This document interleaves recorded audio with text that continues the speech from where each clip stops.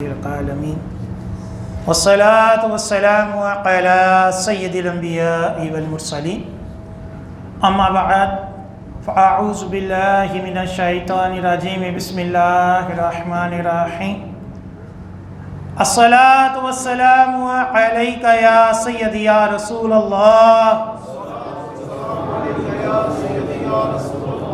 وعلى آلك وأصحابك يا سيدي يا حبيب الله الصلاة والسلام عليك يا سيدي يا نبي الله وعلى آلك وأصحابك يا سيدي يا نور الله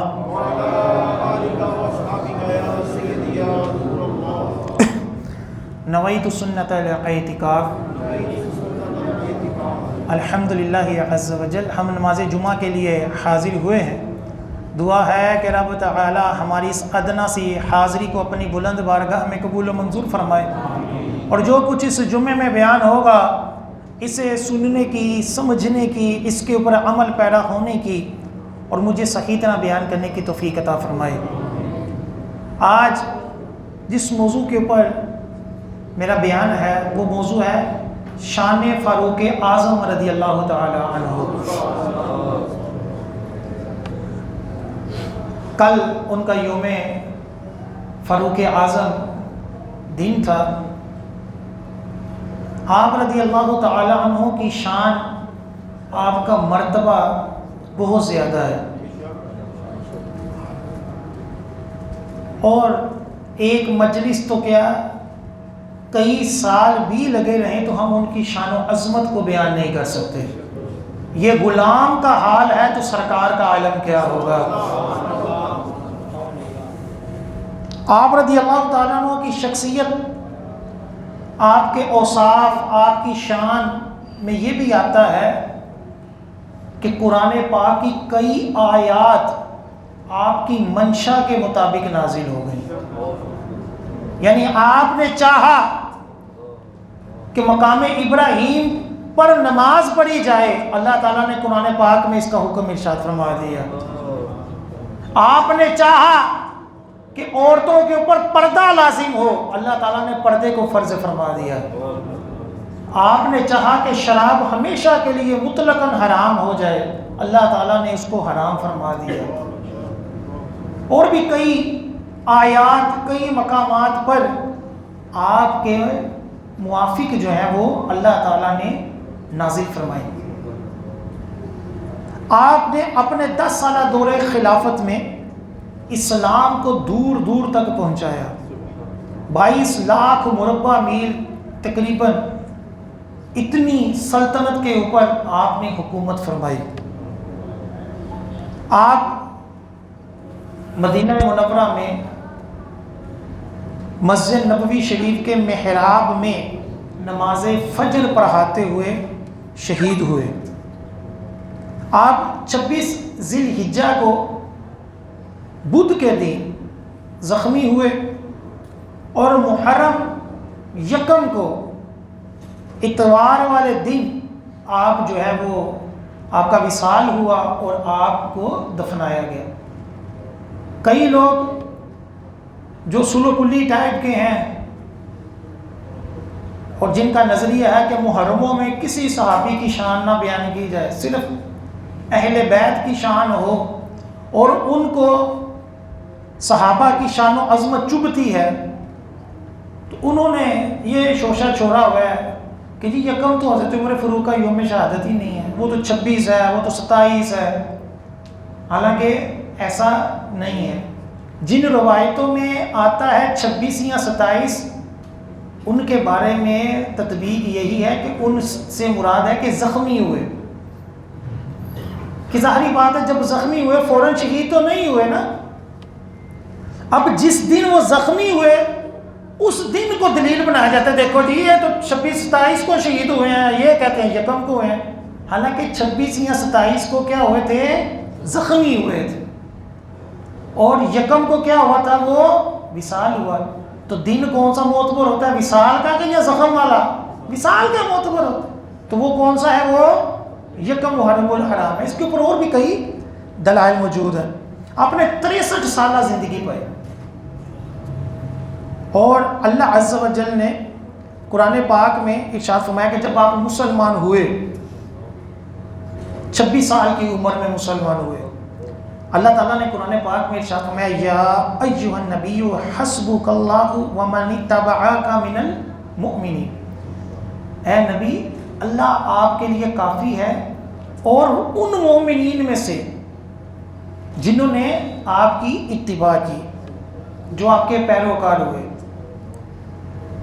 اس کے بارے میں حضرت ابن عباس رضی اللہ تعالیٰ عنہ کا یہی فرمان ہے کہ یہ آیت جو ہے وہ حضرت عمر فاروق کے ایمان لانے پر نازل ہوئی کہ اے نبی اللہ بھی آپ کو کافی ہے اور اب جتنے مسلمان آپ کے اتباع کرنے والے ہو گئے اتنے بھی کافی ہیں.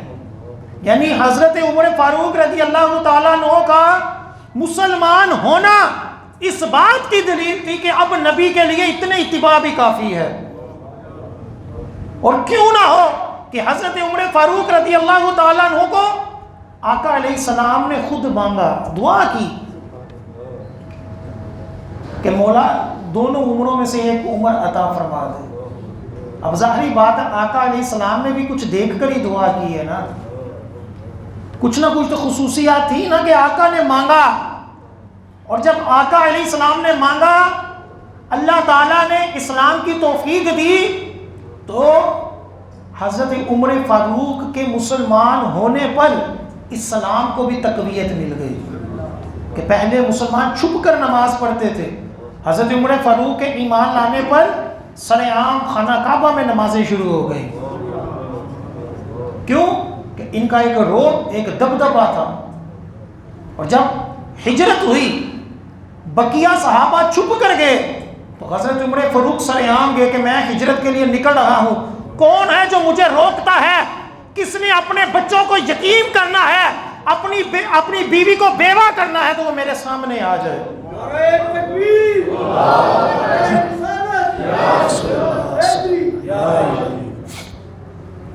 کنز العمال کی حدیث پاک ہے جلد نمبر 11 صفحہ نمبر 817 کہ حضرت ابن عباس رضی اللہ تعالی عنہ سے مروی ہے کہ حضرت عمر فاروق جب ایمان لائے تو حضرت جبرائیل علیہ السلام نبی پاک صلی اللہ علیہ وسلم کی بارگاہ میں حاضر ہوئے اور عرض کی یا محمد صلی اللہ علیہ وسلم استبشر اہل السماء اسلامی عمر, کہ آسمان والے یعنی فرشتے حضرت عمر فاروق کے اسلام لانے پر خوش ہیں.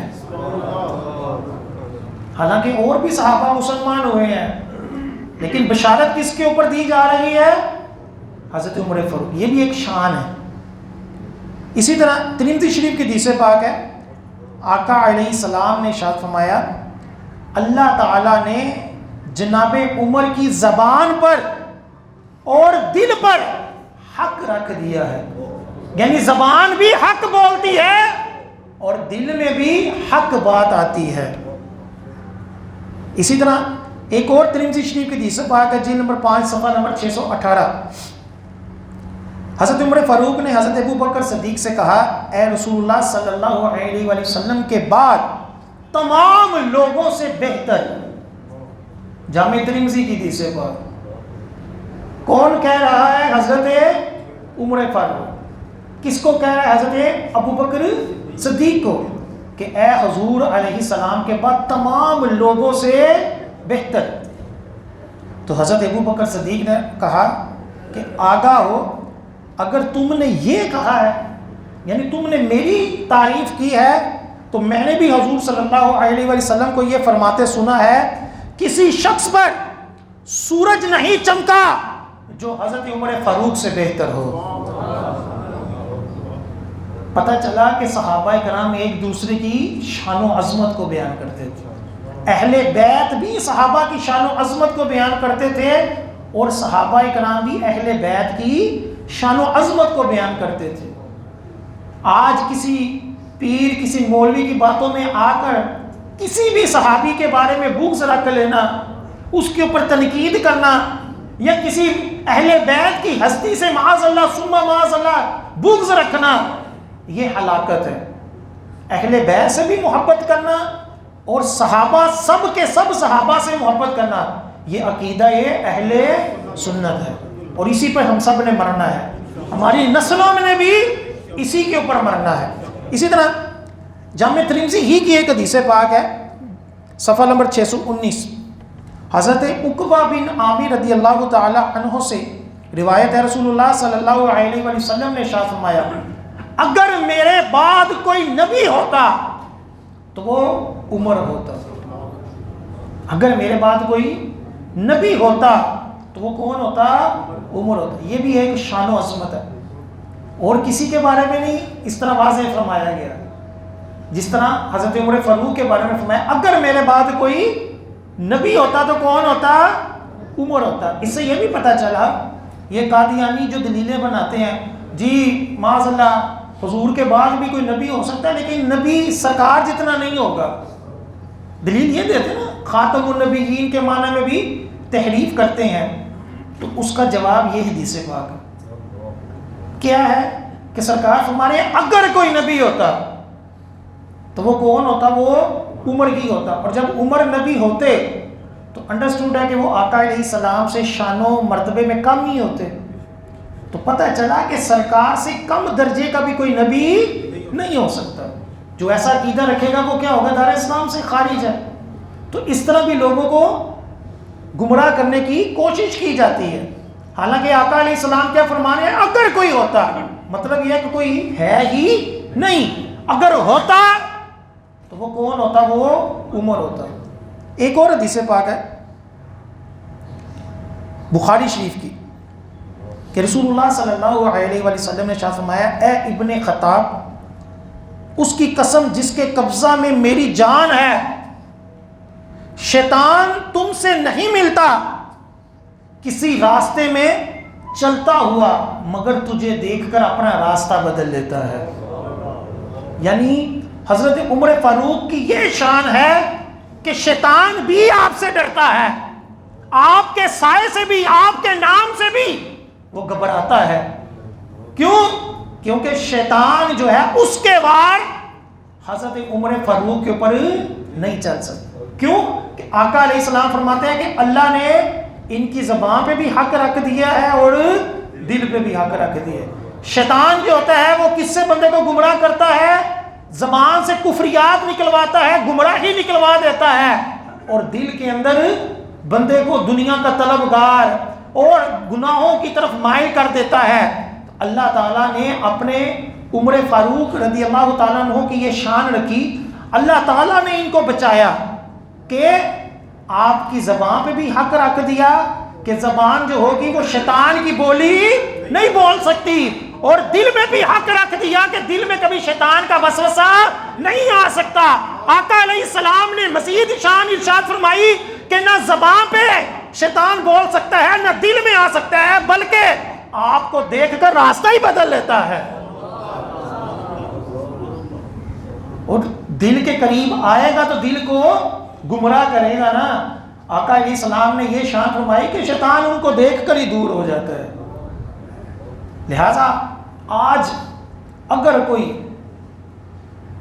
آقا علیہ السلام کا کلمہ پڑھ کر اور یہ دلیلیں دے کے نہیں علی جو تھے وہی سب سے افضل تھے، علی کا ہی پہلا خلیفہ ہونا بنتا تھا، تو اس کا مطلب یہ ہوا کہ حضرت عمر فاروق نے بھی ناانصافی کی، ظلم کیا، اور یہ کہنا کہ حضرت عمر فاروق نے حضرت فاطمہ کو شہید کیا ہے، ٹھیک ہے، معاذ اللہ اس طرح کی کہانیاں فلمیں بنانا، تو اس کا مطلب یہ ہوا کہ آقا علیہ السلام کی یہ ساری حدیثیں معاذ اللہ ثم معاذ اللہ غلط ہو گئیں، کہ ظلم بندہ تب بھی کرتا ہے نا جب شیطان کے قابو میں آ جاتا ہے، کسی کا حق تب ہی کھاتا ہے نا کہ جب بندہ شیطان کے قابو میں آ جائے، شیطان اس کے اوپر قبضہ کر لے، کسی کے بارے میں زبان تب ہی کھولتا ہے جب شیطان کی باتوں میں آ جائے، اور آقا علیہ السلام کیا فرما رہے ہیں کہ شیطان تو ان کے قریب ہی نہیں آ سکتا۔ تو پھر یہ کیسے ہو سکتا ہے کہ حضرت عمر فاروق جیسی ہستی صحابہ کرام کے ساتھ ساتھ اہل بیت کی شان میں کوئی گستاخی کر دیں، ان کے اوپر ظلم و ستم کر دیں؟ اور وہ عمر فاروق رضی اللہ تعالی عنہ کہ جب ایک مرتبہ جہاد پہ جا رہے تھے، جب ایک مرتبہ صحابہ کرام تابعین کا قافلہ جہاد میں جا رہا تھا تو راستے میں ایک ندی دریا تھا. اب صحابہ کرام تو پانی کے ساتھ اتنے واقف نہیں تھے، نہ تیرنا اتنا زیادہ آتا تھا کیونکہ پانی تو وہاں اتنا ہوتا نہیں تھا عرب میں. تو ان لوگوں کو کسی نے کہا کہ ایک بندہ ہے جو تیرنا جانتا ہے، وہ بتائے گا کہ یہ پانی کتنا گہرا ہے، پانی کتنا گہرا ہے. اب سردیوں کا موسم تھا، پانی بھی بڑا ٹھنڈا تھا، اور جس بندے کو یہ تیرنا آتا تھا وہ بیمار تھا.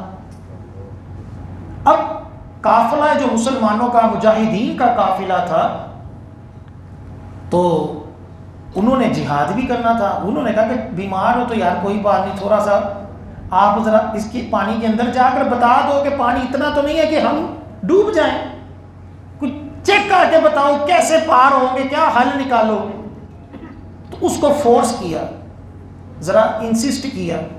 تو وہ بیماری کی حالت میں ہی جب ٹھنڈے پانی میں گیا تو اس نے حضرت عمر فاروق کو پکارا. روایتوں کے اندر آتا ہے کہ حضرت عمر فاروق مدینے میں لبیک لبیک کہتے ہوئے باہر آ گئے. لوگوں نے کہا حضور کیا ہوا ہے؟ ایک عرصے بعد جب وہ قافلہ واپس آیا، فتح کر کر آیا، غزوے کو فتح کر کر آیا، تو حضرت عمر فاروق نے پوچھا کہ اس بورے کا واقعہ سناؤ، جس کو پانی کے اندر تم نے ڈالا اس کا واقعہ سناؤ. تو انہوں نے کہا کہ حضور ٹھنڈا پانی تھا، ہمیں پتہ بھی نہیں تھا، تو مجبوراً ہم نے اس کو اندر ڈالا اور وہ اس ٹھنڈے پانی کی وجہ سے مر گیا.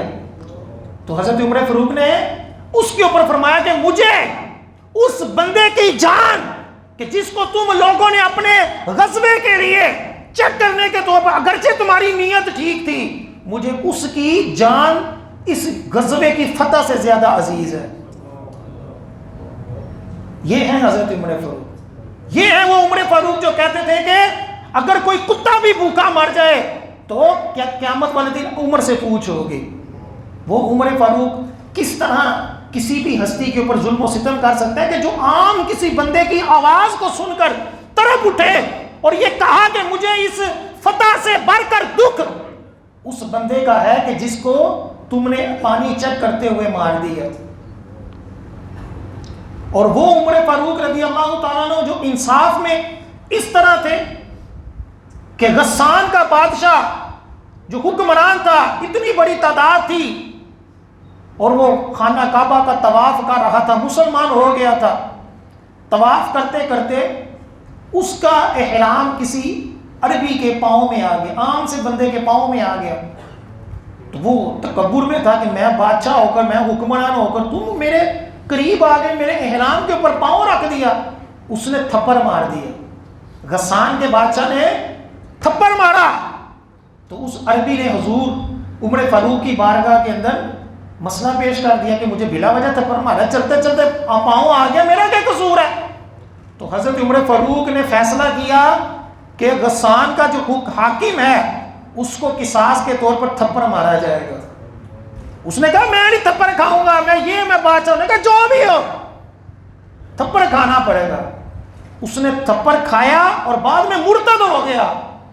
لیکن حضرت عمر فاروق کو یہ پرواہ نہیں تھی کہ یہ بعد میں کیا ہوتا ہے. فرمایا کہ فیصلہ انصاف یہی ہے کہ جب تم نے کسی بے گناہ کو تھپڑ مارا ہے تو تھپڑ کھاؤ، جو مرضی ہو جائے، جتنی مرضی قوم تمہارے ساتھ اپنا ایمان خراب کرے، اس کا نہیں مجھے پرواہ ہے. تو کس چیز کی ہے؟ انصاف کی ہے. یہ ہے ہمارے حضرت عمر فاروق رضی اللہ تعالی. نعرہ تکبیر، نعرہ رسالت. جامع ترمذی کی حدیث پاک ہے، جلد نمبر 5 صفحہ نمبر 610. حضرت انس رضی اللہ تعالی عنہ فرماتے ہیں رسول اللہ صلی اللہ علیہ وآلہ وسلم نے فرمایا ابو بکر اور عمر رضی اللہ تعالی عنہما، فرمایا یہ دونوں بڑی عمر والوں اگلے اور پچھلوں کے سردار ہیں سوائے نبیوں کے. یعنی آقا علیہ السلام نے کیا فرمایا کہ یہ دونوں حضرت عمر فاروق اور ابو بکر صدیق یہ صرف امت محمدیہ کے نہیں، پچھلی امتوں کے بھی بڑی عمر والوں کے کیا ہیں؟ وہ سردار ہیں۔ پھر ایک اور حدیث پاک ہے جامع ترمذی کی، جلد نمبر 5 صفحہ نمبر 612، حضرت ابن عمر رضی اللہ تعالی عنہ سے روایت ہے کہ رسول اللہ صلی اللہ علیہ وسلم ایک دن نکلے اور مسجد میں تشریف لائے۔ ابو بکر اور عمر بھی ان دونوں میں سے ایک صاحب آپ کی دانی طرف اور ایک بائیں طرف بیٹھ گئے، یعنی ابو بکر ایک طرف اور حضرت عمر فاروق ایک طرف، درمیان میں کون تھے؟ آقا علیہ السلام تھے۔ تو حضور صلی اللہ علیہ وآلہ وسلم نے دونوں کا ہاتھ پکڑ کر کہا ہاکذا نبعث یوم القیامہ، ہم قیامت والے دن اسی طرح اٹھائے جائیں گے۔ اب دیکھیں کہ جب آقا علیہ السلام یہ کہہ رہے ہیں کہ ہم قیامت والے دن اسی طرح اٹھائے جائیں گے، اس میں دو بشارتیں ہیں، دو بشارتیں ہیں۔ ایک بشارت یہ ہے کہ آقا علیہ السلام قیامت والے دن کیا ہوں گے؟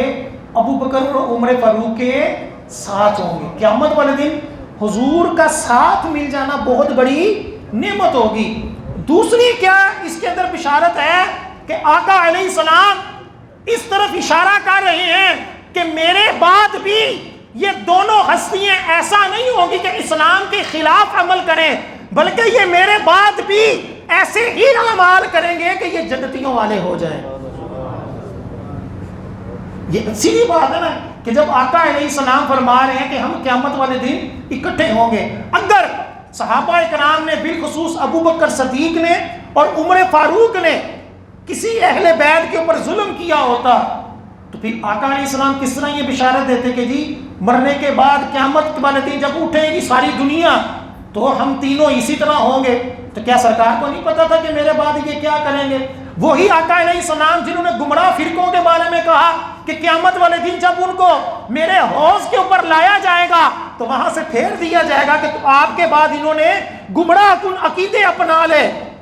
تو وہ آقا علیہ السلام جنہوں نے واضح طور پر گمراہوں سے بالخصوص صحابہ کرام کو گالیاں نکالنے والوں کے بارے میں کہا کہ نہ ان کے ساتھ کھاؤ نہ پیو، نہ ان کے ساتھ نکاح کرو، نہ ان کے ساتھ نماز پڑھو، نہ ان کی نماز جنازہ پڑھو۔ کثیر احادیث جس ہستی نے گمراہ فرقوں کے بارے میں بھی بتا دیا، گمراہ عقیدوں کی بھی نشاندہی کر دی، وہ ہستی کیا یہ کہے گی کہ یہ صحابہ قیامت والے دن میرے ساتھ ہوں گے؟ یہ دلیل ہوتی ہے کہ جن ہستیوں کو آقا علیہ السلام نے بشارتیں دی ہیں، یہ بشارتیں اس بات کی دلیل ہوتی ہیں کہ میرے بعد بھی ان ہستیوں کی شان و عظمت میں کوئی کمی نہیں آئے گی، ورنہ سرکار کبھی بھی اس طرح بشارت نہ دیتے بلکہ وعید سناتے کہ میرے بعد کئی میرے قریبی صحابہ ہوں گے معاذ اللہ وہ راست سے ہٹ جائیں گے۔ نہیں، ایسا نہیں فرمایا، بلکہ کنز العمال کی حدیث پاک میں سرکار نے فرمایا جب میرے صحابہ کا ذکر ہو تو خیر کے ساتھ کرو، تنقید نہ کرو، ان کو اپنی تنقید کا نشانہ نہ بناؤ، بلکہ کیا کرو؟ خیر کے ساتھ کرو۔ یہ کوئی فارمولہ نہیں ہے کہ فلاں دن فلاں صحابی کا ہی ذکر ہونا ہے، محرموں میں صرف اہل بیت کا ہی ذکر ہونا ہے۔ نہیں، جب محرم الحرام میں صحابہ کرام کی ناموس کے اوپر حملہ کیا جا رہا ہو اس وقت صحابہ کرام کی شان و عظمت کو بیان کرنا، ان کا دفاع کرنا، یہ حلالی پن ہے، اور یہ صحابہ کرام کی غلامی ہے کہ جس موقع پر بے ادبی ہو رہی ہے اس موقع کے اوپر بولے نا، اور جس اہل بیت کی شان و عظمت میں مبالغہ کیا جا رہا ہے ان اہل بیت کی صحیح شان و عظمت کو بیان کیا کہ صحیح شان یہ ہے۔ ایسا نہیں کہ اہل بیت کا مقام و مرتبہ نبیوں سے بھی معاذ اللہ بڑھ گیا اور اسی کو ہم عقیدت سمجھ لیں، ایسا نہیں ہے۔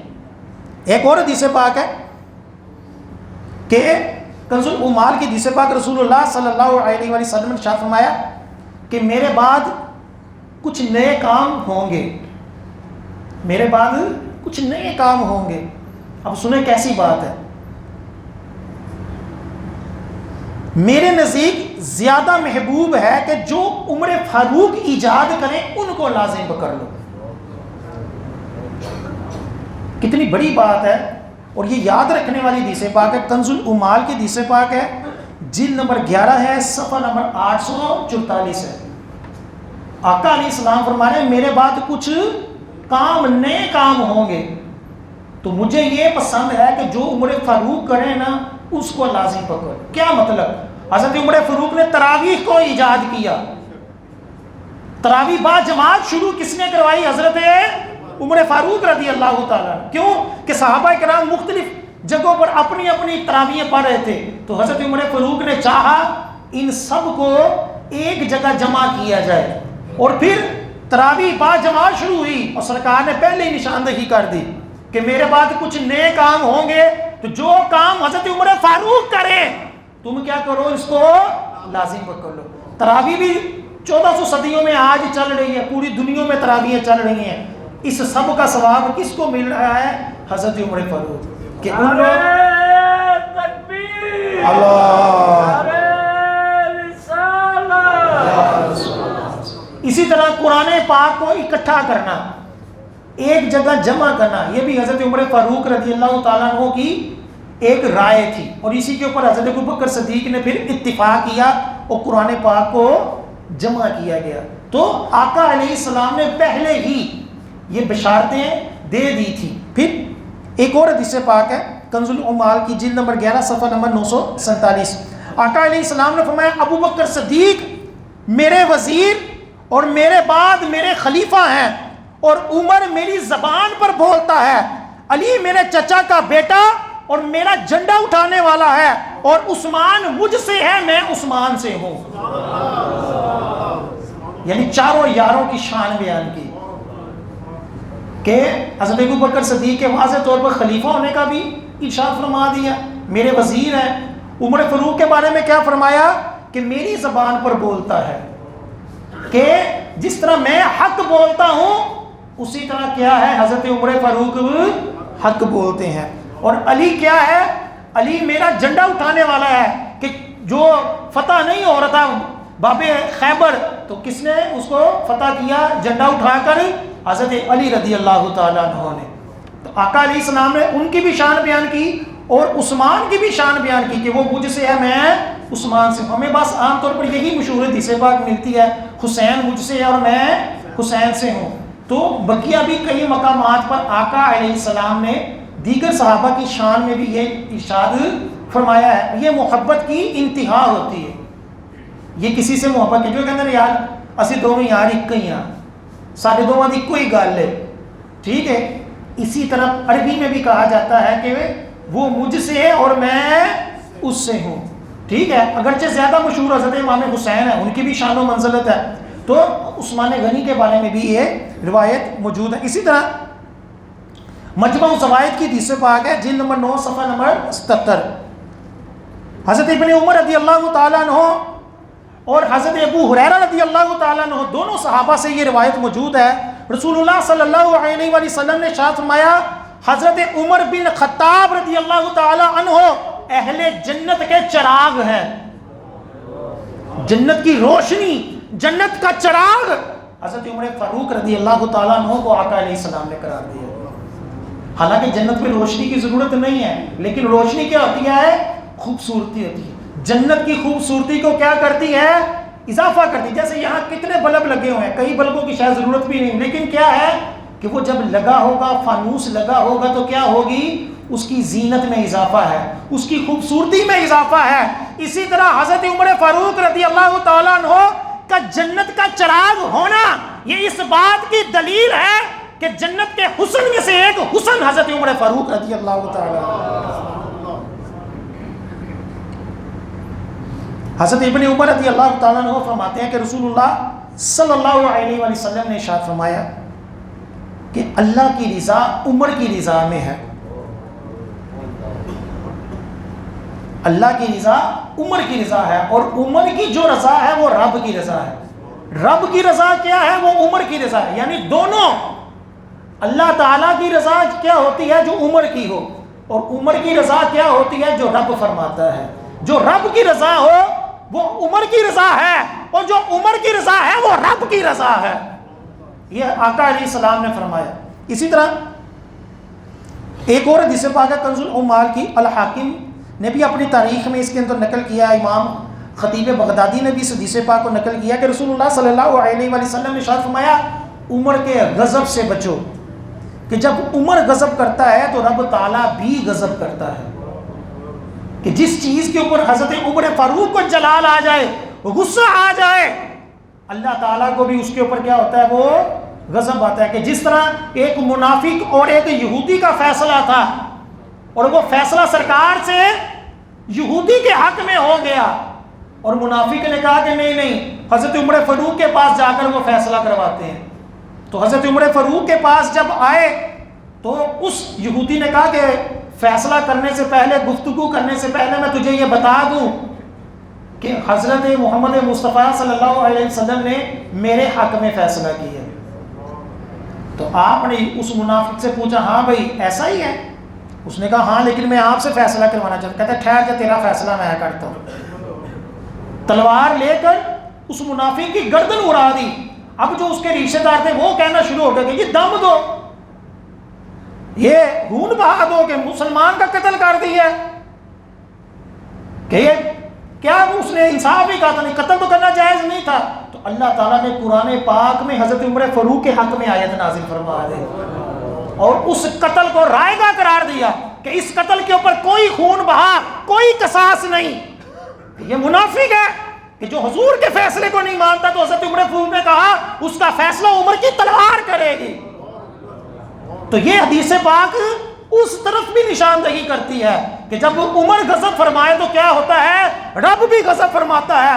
جو عمر کی رضا ہوتی ہے وہ رب کی رضا ہوتی ہے، اور جو رب کی رضا ہوتی ہے وہ عمر کی رضا ہوتی ہے۔ نعرہ تکبیر، اللہ نعرہ رسالت، نعرہ حیدری، پتی پتی پھول پھول، یا رسول پھول پھول، یا رسول۔ ایک اور حدیث پاک ہے کنز المال کی، جلد نمبر 11 صفحہ نمبر 844۔ حضرت ابو سعید خدری رضی اللہ تعالی عنہ سے مروی ہے، رسول اللہ صلی اللہ علیہ وآلہ وسلم نے ارشاد فرمایا جس نے عمر سے بغض رکھا، یہ حدیث دیکھیں کیسی حدیث ہے، حضور فرما رہے ہیں کہ جس نے عمر سے بغض رکھا اس نے مجھ سے بغض رکھا، اور جس نے عمر سے محبت کی اس نے مجھ سے محبت کی۔ اور یہ کئی صحابہ کے بارے میں، بلکہ تمام صحابہ کے بارے میں بھی اس طرح کی روایتیں ہیں۔ الحمدللہ عقیدہ اہل سنت دیکھیں کتنا پیارا ہے، کوئی بھی حدیث کبھی ہمارے خلاف نہیں آئے گی۔ ہم کسی کے بارے میں نہ اہل بیت کے بارے میں بغض رکھتے ہیں کہ اس کے بارے میں بھی وعید ہے کہ جن لوگوں کو اہل بیت کے فضائل چبھتے ہیں ان کو یزید رحمۃ اللہ علیہ نظر آتا ہے، امام حسین باغی نظر آتے ہیں، اور اس کے اوپر کتابیں لکھی ہیں آج انہوں نے، اور سعودیہ کے اندر بیٹھ کر مسجد نبوی میں بیٹھ کر حضرت امام حسین کی شان میں بیعت بھی کی جاتی ہے۔ ان کے بارے میں بھی حدیث پاک میں فرمایا گیا کہ ایک بندہ روزے رکھے، نمازیں پڑھے، اور روزوں نمازوں کا یہ حال ہو، آقا علیہ السلام فرماتے ہیں کہ خانہ کعبہ اور مقام ابراہیم کے درمیان وہ نمازیں پڑھتا رہے یہاں تک کہ وہ مر جائے، وہ جہنم میں جائے گا جب تک اس کے دل میں محبت حسین، محبت اہل بیت نہ ہو بلکہ بغض اہل بیت ہو۔ اگر یہ ہوگا تو اس کی نمازیں اس کو کوئی کام نہیں دے گی۔ کس جگہ نماز پڑھ رہا ہے؟ خانہ کعبہ، اور وہ بھی کس مقام پر؟ خانہ کعبہ اور مقام ابراہیم، اس کے درمیان اگر نمازیں پڑھتا ہے لیکن دل میں کیا ہے؟ اہل بیت کا بغض ہے، محبت نہیں ہے، تو آقا علیہ السلام فرماتے ہیں کہ وہ جنت میں نہیں جائے گا، وہ کہاں جائے گا؟ وہ جہنم میں جائے گا۔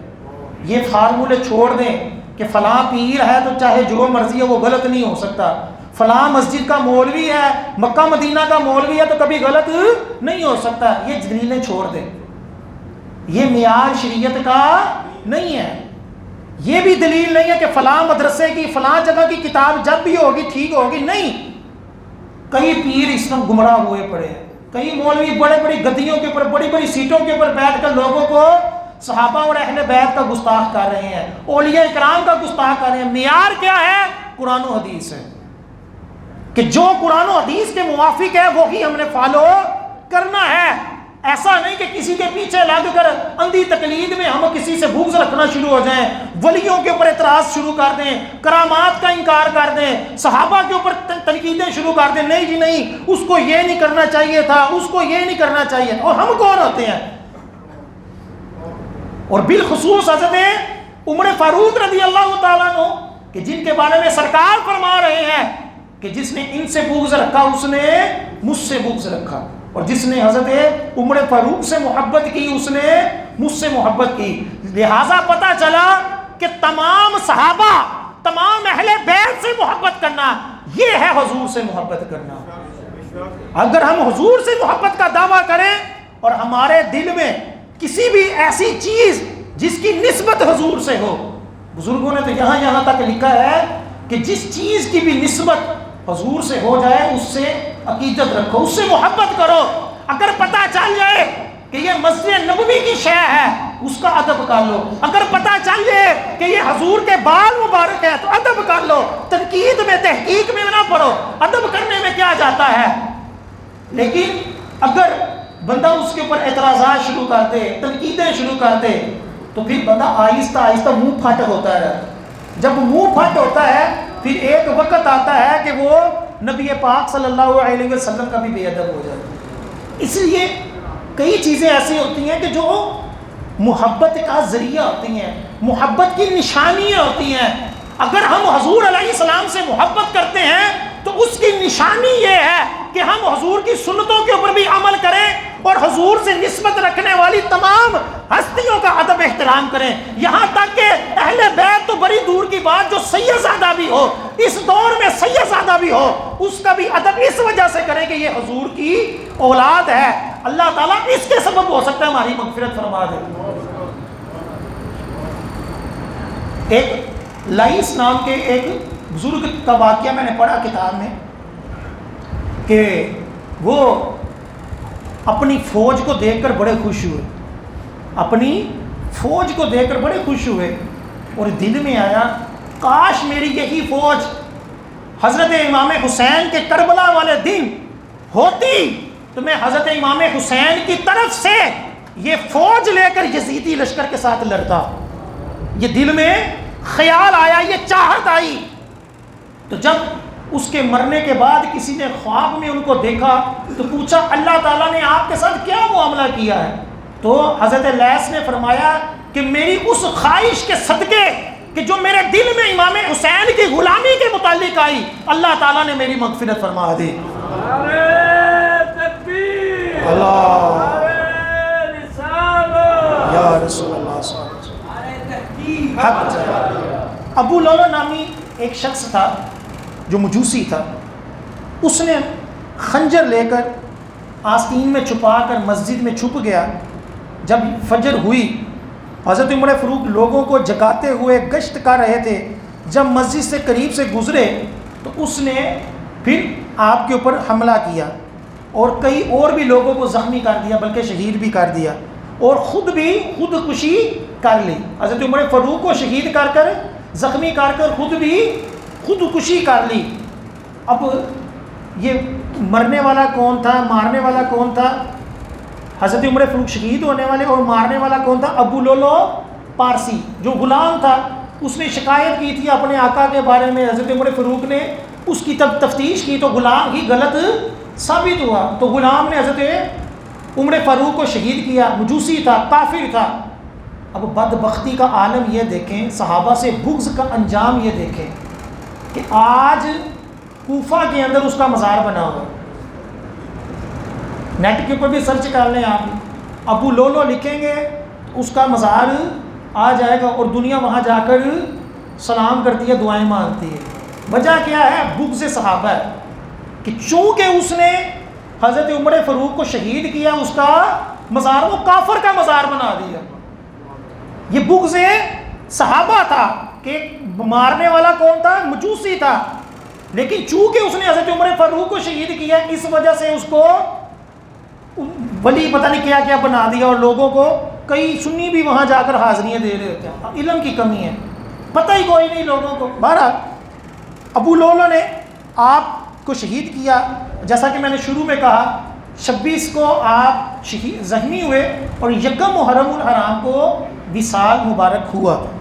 حضرت عائشہ صدیقہ رضی اللہ تعالیٰ عنہ کا بڑا پیارا فرمان ہے، کنز العمال جلد نمبر 11 صفحہ نمبر 818 کے اندر حضرت عائشہ فرماتی ہیں کہ اپنی مجالس کو، اپنی محفلوں کو حضور علیہ السلام پر درود پڑھ کر اور عمر فاروق کا ذکر کر کر سجاؤ۔ یعنی صحابہ کرام کا بالخصوص حضرت ابو بکر صدیق کا ذکر کرنا یہ بھی تعلیمات ہے صحابہ، بلکہ حضرت زوجہ رسول ام المومنین حضرت عائشہ صدیقہ رضی اللہ تعالی عنہا کا یہ فرمان ہے۔ اور ایک اور حدیث پاک ہے طبرانی شریف کی، آقا علیہ السلام نے جب حضرت عمر فاروق کے فضائل حضرت جبرائیل سے پوچھے تو جبرائیل امین نے عرض کی یا رسول اللہ صلی اللہ علیہ وسلم، عمر فاروق کے فضائل بیان کرنے کے لیے مجھے حضرت نوح علیہ السلام جتنی عمر چاہیے۔ حضرت نوح علیہ السلام نے 950 سال صرف تبلیغ کی ہے، اس کے بعد اب کتنے رہے؟ بعض روایتوں میں 1350 سال۔ وہ جبرائیل جو پلک جھپکتے ہوئے آسمان پہ زمین سے آ جائیں، زمین پہ آسمان پہ چلے جائیں، آسمان سے زمین پہ آ جائیں، تو وہ کیا کہتے ہیں کہ مجھے عمر کے فضائل بیان کرنے کے لیے کتنی عمر چاہیے؟ حضرت نوح علیہ السلام جتنی عمر چاہیے۔ ہم یہ جہاں بیٹھ کر کتنے کی صحابہ کی شان و عظمت کو بیان کریں گے، صحابہ کی شان و عظمت تو قیامت والے دن پتہ چلے گی انشاءاللہ عز و جل، جب ان کے صدقے ہماری بھی مغفرت ہو جائے گی۔ آقا علیہ السلام نے فرمایا اے علی، جنت میں ہمارا داخلہ اس طرح ہوگا کہ سب سے آگے ہم ہوں گے، ہمارے پیچھے ہماری اولاد ہوگی اور ہمارے دائیں بائیں ہم سے محبت کرنے والے ہوں گے۔ اللہ تعالیٰ اسی طرح ہمارا داخلہ نصیب فرمائے، آمین ثم آمین۔ ابھی اذان ہوگی، اس کے بعد آپ سنتے پہلے